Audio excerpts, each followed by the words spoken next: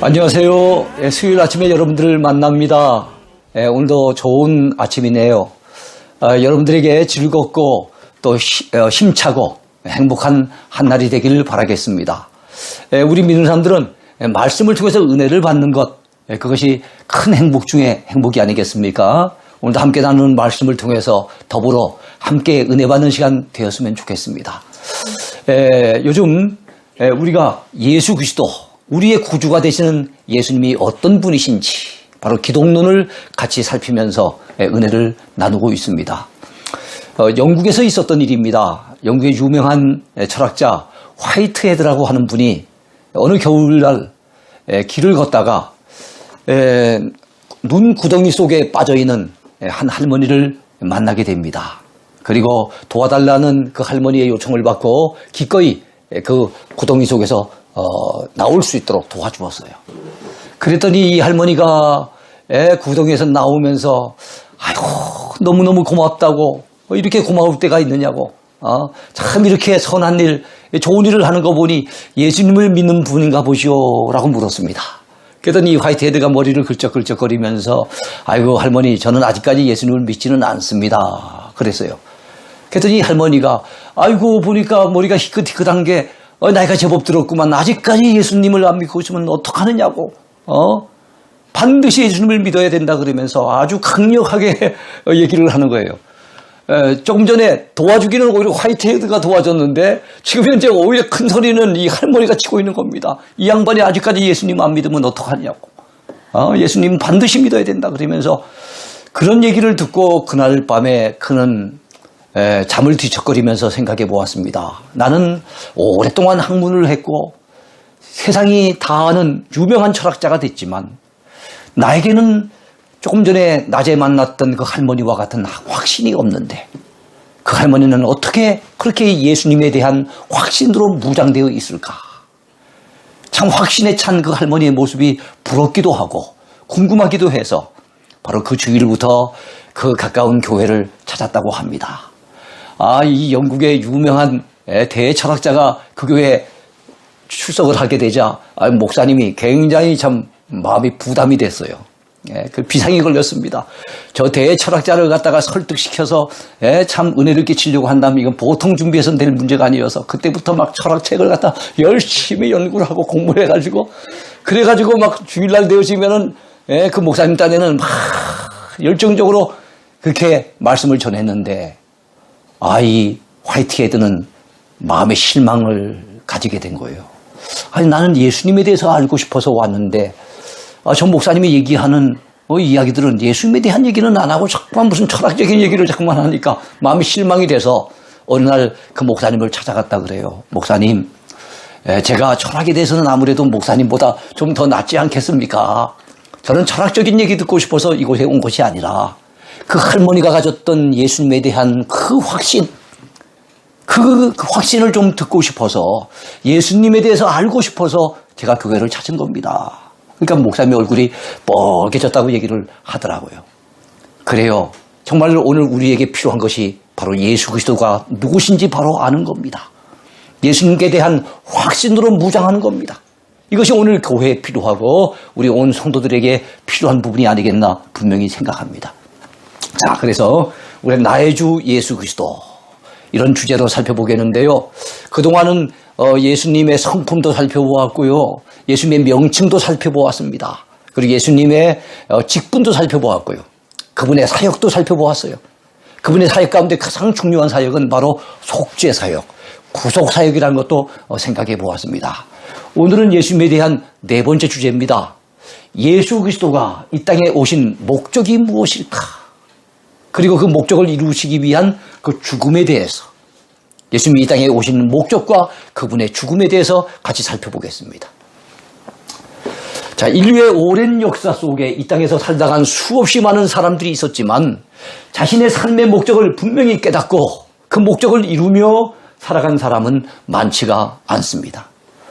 목적이 있는 삶이었다고 해도 그 목적이 아주 이기적인 목적, 찰나적인 목적, 그리고 세속적이며 물질적인 것을 채우려고 하는 그 욕심에서 빚어진 그런 목적, 세상의 명예나 권력을 쟁취하려고 하는 그런 세속적인 목적이 아마 고작이었을 거예요.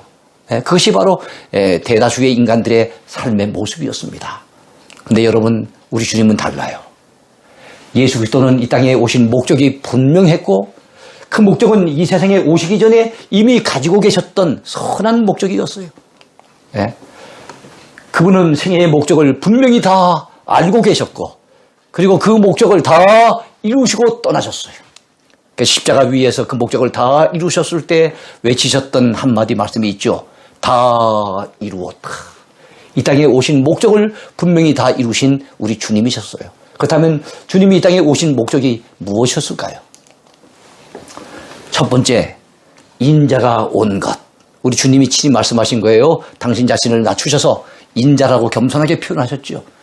그 주님이 이 땅에 오신 그 목적, 뭘까요? 선한 목자로서 양으로 생명을 얻게 하고 더 풍성히 얻게 해 주시려고 이 땅에 오셨다고 요한복음 10장에서 말씀하셨어요. 그분은 선한 목자입니다. 양들을 위해서 선한 목자는 목숨을 버리셨다고 그렇게 말씀하셨는데, 정말 주님은 선한 목자로서 우리를 위해서 목숨을 아낌없이 버리신 분이세요. 죽어가는 영혼을 살리시고 전도하기 위해서 오셨다고 마가복음 1장 38절에서 말씀합니다. 제자들에게 말씀하시죠. 우리가 가까운 마을들로 가자. 내가 거기 가서도 전도하리니 내가 이를 위하여 왔노라. 주님은 그렇게 말씀하셨어요. 사람들을 섬기며 봉사하시고 그 목숨을 많은 사람의 대속제물로 주시기 위해서 오신 거예요. 여러분, 어제 우리가 대속이라는 말씀을 같이 생각해 본 적이 있었어요. 우리 죄값을 지불하는 걸 갖다가 속죄라고 하지요. 근데 그 죄값을 대신 지불하시는 것을 대속이라고 얘기를 합니다. 그 죄값을 대신 지불하셔서 우리를 구원해 내신 것을 구속이라고 하고요. 그리고 우리를 죄에서 해방시켜 주시면 그걸 갖다 속량이라고 한다고 어제 말씀드렸지요. 주님이 이 땅에 오셔서 섬김받으러 오신 것이 아니라 도리어 섬겨주시고 그 목숨을 많은 사람의 대속물로 주시기 위해서 오셨다고 마가복음 10장에 말씀합니다. 마가복음 10장 45절은요. 마가복음의 요절이에요. 가장 대표적인 구절인데, 인자가 온 것은 섬김을 받으려 함이 아니요 도리어 섬기려 하고 인자의 목숨을 많은 사람의 대속물로 주려 함이니라. 주님은 분명히 그렇게 말씀하셨어요. 또 주님은 죄인을 부르기 위해서 오셨어요. 의인 부르러 오신 것이 아니에요. 죄인을 불러서 회개시키기 위해서 주님이 오셨다고 말씀하셨습니다. 또한 주님이 이 땅에 오신 목적은요, 잃어버린 자를 찾아 구원하기 위해서 오셨대요. 바로 누가복음의 가장 큰 주제이기도 합니다. 누가복음 19장 10절에서 이 말씀이 나오는데요. 바로 이 부분은 삭개오의 집에서, 주님을 영접한 삭개오의 집에서 바로 이 말씀을 하신 거예요. 인자가 온 것은 잃어버린 자를 찾아 구원하려 함이니라. 그 삭개오는 잃어버렸던 영혼이었어요. 그리고 주님이 되찾으신 영혼이었어요. 주님은 그 잃어버린 영혼, 하나님 앞에서 멀리 떠났던 탕자와 같이 그 잃어버린 영혼을 건져내시고 다시 되찾기 위해서 이 땅에 오셨다고 분명히 말씀하셨습니다. 또한 우리 주님이 이 땅에 오신 목적은요, 세상을 구원하기 위해서 오셨대요. 요한복음 12장에 그렇게 말씀하시죠. 또한 여러분, 누가복음 3장에 보면 주님은 성령과 불로 세례를 주기 위해서 오셨대요. 세례 요한이 물로 세례를 줬습니다만 우리 주님은 성령과 불로 세례를 주기 위해서 오신 분이었어요. 또한 진리에 대하여 증거하기 위해서 오셨다고 요한복음 18장에서 말씀합니다. 진리에 대해서 증거하기 위해서. 그 다음에 어둠에 거하는 자에게 빛이 되기 위해서 이 땅에 오셨대요. 요한복음 12장에 나오는 말씀입니다. 어둠에 거하는 그 인생이 누굽니까? 저와 여러분들이었어요. 과거에는 깜깜한 어둠 속에 살고 있었던 우리에게 참으로 빛이 되어주시기 위해서, 환하게 빛을 발하기 위해서 빛 대신 주님이 찾아오신 거예요. 또 주님이 오신 목적, 이 땅에 우리를 찾아오신 목적 가운데 빠뜨릴 수 없는 일이 있는데요. 그것은 마귀의 일을 멸하기 위해서 오셨대요. 마귀의 일이 무엇이겠습니까? 그야말로 도적처럼, 도적이 들어오면은요, 도적이 막 죽이고 빼앗고 하는 게 도둑의 목적 아니겠어요? 마귀는 그야말로 우리 생명을 노리고, 참으로 우리 생명을 빼앗고, 그리고 참으로 우리를 갖다 죄악 가운데 구렁텅이에 빠뜨리고 멸망시키기 위한 것이 마귀의 목적인데, 바로 마귀가 미혹하고 사람들을 갖다가 고통을 남겨주고 결국에는 영원한 멸망의 길로 이끌어가는 바로 이 마귀의 일을 없애기 위해서, 그것을 멸하기 위해서 주님이 오셨다는 거예요. 얼마나 감사한 일입니까? 다 이루었다. 여러분, 목적은 선한데 결국엔 이루지 못한다면 얼마나 아쉬울까요? 근데 우리 주님은 이런 선한 목적을 가지고 계신 걸 주님은 알고 계셨고 그 목적을 이루셨어요. 결국에는 다 이루었다고 십자가 위에서 선언을 하신 거예요. 예수님은 하나님 아버지께서 자기를 보내신 것을 알고 계셨습니다. 그리고 이 땅에 오신 목적을 이루시기 위해서 힘써 일하셨는데, 여러분, 음식 잡수실 겨를도 없이 일하셨다고 얘기해요. 마가복음 6장에 보면요, 제자들에게 어느 날 주님이 휴가를 주시는 장면이 나와요. 여러분, 날씨가 더워져서 아마 얼마 있지 않으면 여름 휴가 가는 분들도 있을 터인데 주님께서 제자들에게 휴가를 주셨어요. 저는 주님이 휴가 주시는 장면도 성경에 있는 것을 보고 놀랐습니다. 그저 한적한 곳에 가서 잠깐 쉬라고 하셨어요. 왜 그렇습니까? 이는 오고 가는 사람이 많아서 음식 잡수실 겨를도 없습니다.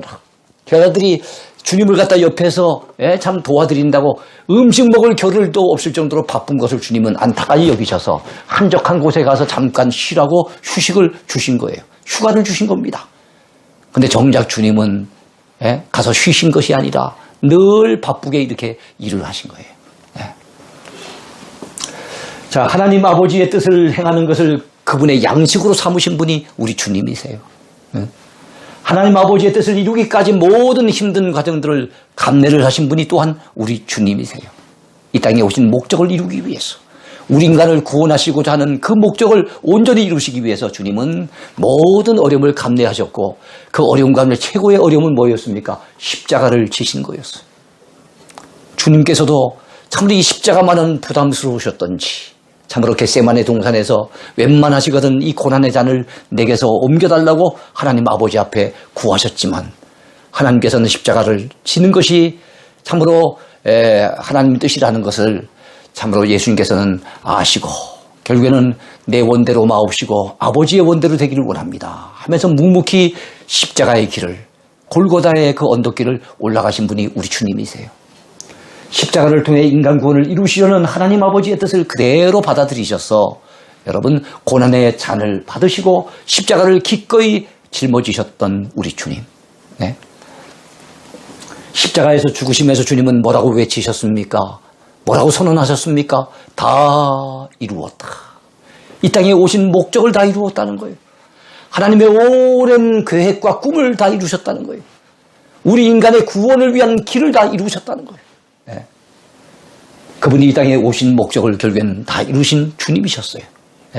그 목적을 이루셨기에 오늘 저와 여러분들은 예수 그리스도를 믿기만 하면 구원받을 수 있는 길이 열리고, 죄 문제 해결을 받고, 하나님의 자녀가 되는 권세를 누리고, 이제는 구원받아 천국에서 영생을 누릴 수 있는 길이 열려졌으니 아무리 생각해봐도 너무너무 감사한 일이죠. 예수 그리스도의 십자가의 죽음의 성격을 한번 살펴보겠습니다. 자, 주님이 결국에는 그 오신 목적을 다 이루시는 마지막 하이라이트, 마지막 클라이막스가 바로 주님의 십자가의 죽음이었잖아요. 그렇다면 그 십자가 죽음에는 어떤 성격이 있는지를 한번 같이 살펴보겠습니다. 자, 사도들이 예수님의 생애를 기록한 사복음서, 그렇죠? 복음서가 4개가 있잖아요. 다 예수님의 생애와 관련된 기록이에요. 이 사복음서는 모두 예수 그리스도의 십자가 고난과 죽음에 대해 가장 많은 분량을 할애하고 있습니다. 어떤 사도는 3분의 1을 할애하고 있고, 어떤 사도는 4분의 1을 할애하고 있고, 어쨌든 많은 분량, 불과 주님이 십자가 지시고 고난당하시는 그 마지막 일주일, 그 마지막 일주일에 그렇게 예수님의 공생애와 관련해서 굉장히 중요한 일들이 많았음에도 불구하고 예수님의 십자가의 죽음과 고난에 대해서 가장 많은 여러분 기록을, 그 분량을 할애한 이유가 뭘까요? 그만큼 주님의 죽음이 중요하다는 겁니다. 예수님이 바로 그 일, 그 목적을 이루기 위해서 이 땅에 오셨기 때문에 거기에다 굉장히 많은 분량을 할애해가지고 그 주님의 죽음에 대해서 어떻게 보면 돋보이도록, 그것이 부각되도록 사도들은 의도적으로 그렇게 기록하고 있는 것 같아요.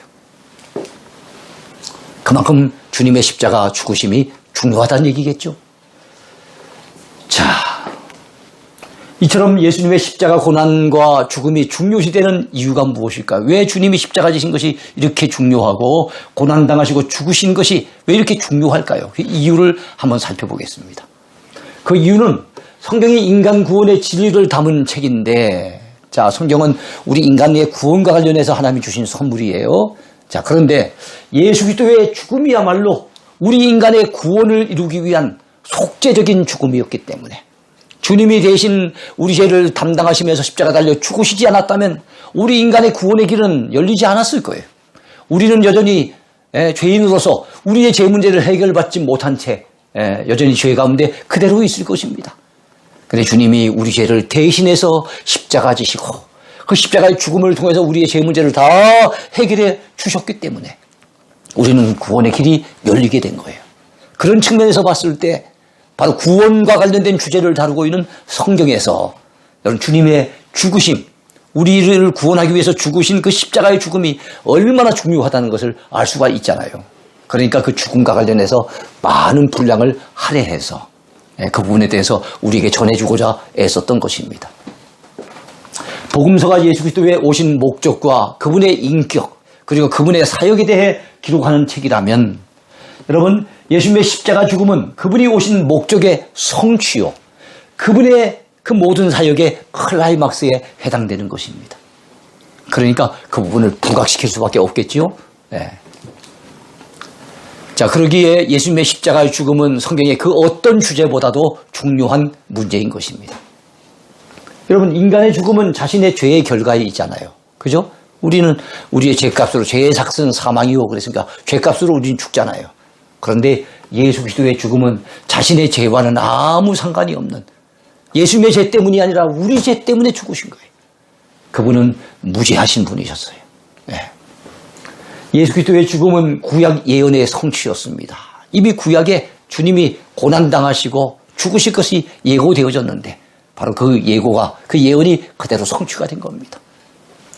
엄밀히 말하면 예수님은 애당초 죄 문제를 해결하기 위해서 이 땅에 오셨고, 달리 말하면 십자가에 죽으시기 위해서 이 땅에 오신 거예요. 주님은 그거 이미 알고 계셨어요. 네. 그러니까 우리 하나님은 당신의 아들이 죽으실 것을 알고도 저 땅에 내려보내셨으니 하나님 아버지 그 은혜가 얼마나 감사한 일입니까? 우리 인류를 구원하기 위해서, 저와 여러분들을 죄 가운데 건져주시기 위해서 그 구세주 예수님을 보내주셨는데 그 아들을, 독생자를 보내주셨잖아요. 그런데 십자가에 죽으실 것을 알고도 내어놓으셨으니 하나님의 은혜가 얼마나 놀랍습니까? 주님은 십자가를 지실 걸 뻔연히 알고도, 그 고난의 잔이 기다리고 있음을 뻔연히 알고도 이 땅에 인간의 몸을 입고 내려오셨고 결국에는 십자가를 지셨으니 그 사랑이 얼마나 또한 놀라운 것입니까? 우리가 이건 놓쳐버리면 안 되지요. 네. 예수 그리스도의 죽음은 돌발적인 사건이 아니에요. 주님이 약해서 어쩌다 보니 예수님을 미워하는 무리들 때문에 억울하게 희생당하신 게 아닙니다. 억울하긴 하죠. 인간적으로 보면 억울하지만은 주님은 죽으실 걸 알고도 이 땅에 오셨고 기꺼이 그 십자가를 갖다 감내하신 거예요. 네. 주님이 저 하늘에 12영 더 되는 하늘 군대를 동원해가지고 그 주님을 잡으려는 무리, 그 원수 무리들을 한순간에 다 해치울 수 있었어요. 그럼에도 불구하고 주님은 그러지 않았었어요. 예? 베드로가 칼을 빼가지고 예수님 지키려고 막 싸우려고 했을 때 그 칼을 칼집에 다시 꽂으라고 말씀하신 분이 우리 주님이세요. 예. 예수 그리스도의 죽음은 돌발적인 사건이 절대로 아닙니다. 이미 자신이 여러 번 예언하시고 예고하신 일이었어요. 주님은 십자가 달려 죽으실 것을 예고하셨어요. 예수 그리스도의 죽음은 우리 죄를 대신하여 담당하신 대속제물의 죽음이었습니다. 대속제물의 죽음. 네. 또한 예수 그리스도의 죽음은 우리가 짊어져야 될 모든 죄의 저주를 대신 짊어지시고 우리를 율법의 저주에서 속량해 내신 그런 죽음이었어요. 네. 그렇습니다. 여러분, 죄의 끝은 참, 죄의 그 결과는 무섭잖아요. 죄 때문에 죽음이 왔고 죄 때문에 하나님의 심판을 갖다가 당해야 되고 죄 때문에 지옥에 던져져야 될 우리네 인생, 여러분 죄 때문에 우리에게는 저주가 주어진 거예요. 죄의 저주를 뒤집어 써야 될 존재가 저와 여러분이었어요. 근데 그 저주를 대신 감당하신 분, 죄의 그 어떤 책임을 대신 짊어지시고 그 죄 때문에 당해야 될 그 저주를 대신 감당하시고 죄인된 우리가 죽어야 되는데 우리를 대신해서 죽어주신 분이 우리 주님이셨으니까 주님의 십자가의 죽음은 얼마나 놀라운 사랑의 죽음입니까? 예수 그리스도의 죽음은 선한 목자로서 우리 양떼들을 위해서 죽으신 죽음이셨어요. 선한 목자는 양들을 위해서 목숨을 버린다고 주님은 요한복음 10장에서 말씀하신 바 있습니다. 하늘의 밀이 되어 주님은 많은 생명의 열매를 맺기 위해서 죽으셨어요. 요한복음 12장에 보면 하늘의 밀알 비유가 나옵니다. 하늘의 밀이 땅에 떨어져 죽지 아니하면 그대로 하늘 그대로 있어요. 근데 떨어져서 죽게 되어지면 많은 열매를 맺는다고 주님이 말씀하셨는데 그 하늘의 밀이 1차적으로 예수님 자신이에요. 우리들도 이 땅에 살아가는 동안에 하늘의 밀처럼 때로는 희생할 줄 알아야 되겠지만 1차적인 하늘의 밀의 의미는 예수 그리스도 당신 자신이셨어요. 그분이 죽지 않으셨다고 한다면 그분 한 분은 그대로 살아 계시겠죠. 그러나 그분이 죽으심으로 말미암아 희생당하심으로 말미암아 수없이 많은 생명의 열매가 맺혀지게 된 거예요. 예수 그리스도의 죽음은 우리에게 대한 하나님의 사랑을 보여주신 죽음이었어요. 하나님이 세상을 이처럼 사랑하사 독생자를 주셨으니 이는 그를 믿는 자마다 멸망치 않고 영생을 얻게 하려 하심이라. 요한복음 3장 16절에 그렇게 말씀하고 있잖아요. 로마서 5장 8절에도 역시 참으로 예수님께서 우리를 위해서 대신해서 죽으심으로 말미암아 하나님께서 우리에게 대한 자기의 사랑을 확증하셨느니라. 확증이란 말은 확실한 증거로 보여주셨다는 거예요. 예수님이 십자가에 죽으신 것, 그것이 바로 하나님께서 우리를 너무너무 사랑하신다는 것. 얘들아, 내가 너희를 너무너무 사랑한다. 그 하나님 아버지의 그 사랑을 잘 보여주신 그 죽음이 바로 예수 그리스도의 십자가의 죽음이었다는 거예요. 그래서 우리가 아직 죄인 되었을 때 그리스도께서 우리를 위하여 죽으심으로 말미암아 하나님께서 우리에게 대한 자기의 사랑을 확증하셨느니라. 로마서 5장 8절 말씀 참 유명한 말씀이죠. 자, 예수 그리스도의 죽음은 우리를 하나님과 화목해 하신 화목제물의 죽음이었어요. 옛날 구약시대 때 화목제가 있지 않았습니까? 그래서 그 화목은 하나님과 죄인된 우리가 서로 화목하기 위해서 드리는 제사고 때로는 이웃들과도 더불어 화목하게 지내기를 소원하면서 드리는 제사가 화목제였어요. 그런데 예수님이야말로 하나님과 원수되었던 우리를 서로 화목시켜서 이제는 하나님의 원수가 아니라 우리가 하나님의 백성이 되고 하나님의 자녀가 되는 쪽으로 이렇게 화해시키고 화목시키기 위해서 주님이 대신 죽어주신 거예요. 예수 그리스도는 고난의 잔을 마시기가 부담스러웠었죠. 그래서 정말로 겟세마네 동산에서 땀방울이 변하여 핏방울이 되기까지 하나님 아버지 앞에 간구하셨어요. 그러나 결국에는 그 고난의 잔을 피하지 않으시고 결국 기꺼이 십자가의 죽음을 받아들이신 분이 우리 주님이셨습니다. 예수 그리스도의 십자가는 고난의 십자가였습니다. 그리고 대속의 십자가, 우리 죄값을 대신 지불하신 대속의 십자가였어요.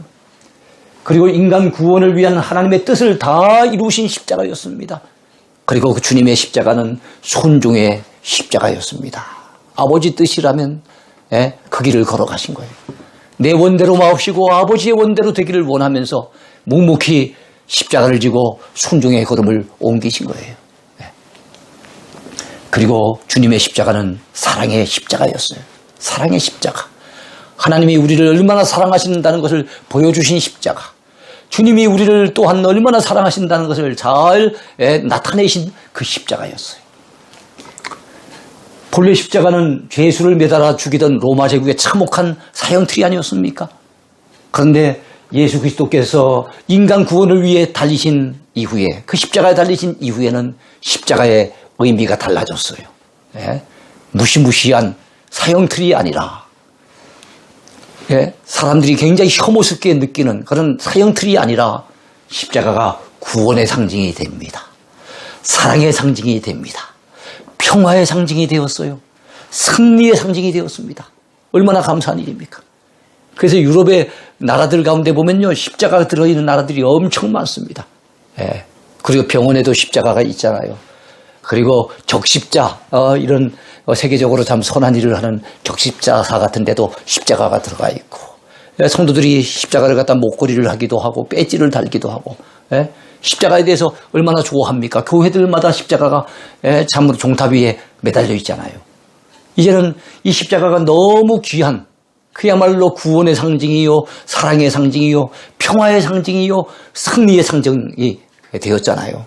그러나 주님이 십자가 지시기 전까지만 해도 그렇지 못했어요. 그런데 주님이 십자가를 지심으로 말미암아, 십자가를 죽으심으로 말미암아, 기꺼이 희생을 감수하심으로 말미암아 이 십자가의 의미마저도 완전히 바뀌어졌다는 것을 알 수 있게 됩니다. 그렇다면 예수 그리스도의 죽음과 나는 어떤 상관이 있을까요? 주님이 그렇게 십자가를 지셨는데, 그렇게 죽으셨는데 나와는 무슨 상관이 있는가? 여러분, 나와 상관이 없다고 생각한다면 주님의 십자가의 의미를 아무리 배워도 그거는 무의미합니다. 그 십자가가 나와 관련이 있는 십자가이기 때문에 우리가 주님의 십자가에 대해서, 그 십자가의 죽음에 대해서 이렇게 제대로 배워야 되는 거예요. 나와 밀접한 관련이 있는 십자가였어요.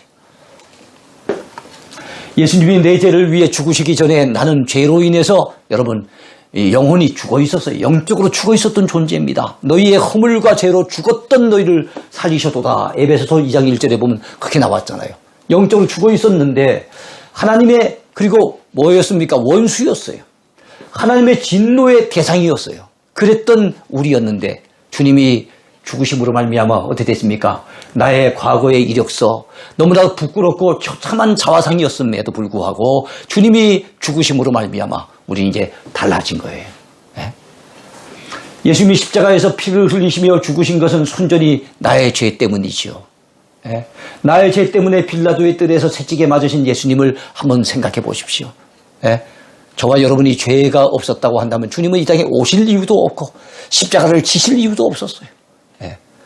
저와 여러분이 죄인이기 때문에 하나님이 이 죄 문제 해결해 주시려고 우리 주님을 보내셨고, 주님은 기꺼이 우리 인간의 죄 문제를 해결해 주시기 위해서 십자가를 지셨던 거예요. 골고다 언덕 십자가 위에서 주님이 당하신 고난을 묵상해 보십시오. 내 죄 때문에 죄 없이 피 흘리셨던 우리 주님, 내 죄를 담당하시기 위해서 하나님께 버림당하는 고통을 기꺼이 감내하시고 감당하셨던 주님을 생각한다면 여러분, 우리는 내용은 깊은 곳에서 십자가의 사랑을 경험해야 될 것입니다. 예? 그 십자가의 사랑, 그것 때문에 우리 마음이 녹아지는 그런 놀라운 경험이 있어야 될 것입니다. 예수님의 죽으심으로 인해 나의 죄로 말미암아 찾아오는 무서운 결과, 그 결과의 원인이 제거되었어요. 무서운 결과가 뭡니까? 우리는 영원한 사망을 당해야 되고 하나님의 무서운 심판대 앞에서 심판을 당해야 되고 지옥에 던져져서 형벌을 당해야 되는데, 그 내 죄 때문에 찾아오는 그 무서운 결과의 원인이 제거되어 버린 거예요. 왜냐하면 주님이 대신 십자가를 지셨기 때문에, 우리 죄값을 대신 감당하셨기 때문에 이제는 우리는 그 죄에 대한 결과를 우리가 뒤집어 쓸 이유가 사라져 버렸어요. 얼마나 감사한 일입니까? 십자가 예수님을 믿기만 하면 나는 이제 구원을 받습니다. 그리고 바로 영생을 얻게 됩니다. 놀라운 은혜가 아닐 수 없지요. 예. 그리 주님의 죽으심이 나와 어찌 상관이 없겠습니까? 예수님의 죽으심 때문에 여러분, 죄인이었던 내가 감히 하나님 앞에 나올 수 있게 되었어요. 하나님이 우리를 의인으로 이제 인정을 해 주십니다.